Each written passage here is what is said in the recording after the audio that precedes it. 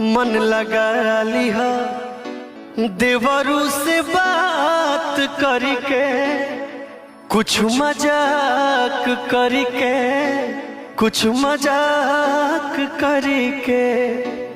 किरो वाला से रानी तोहार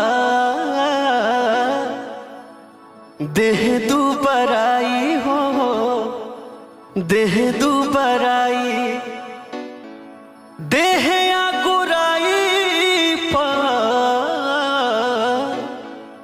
असर परी जाई हो, असर परी जाई।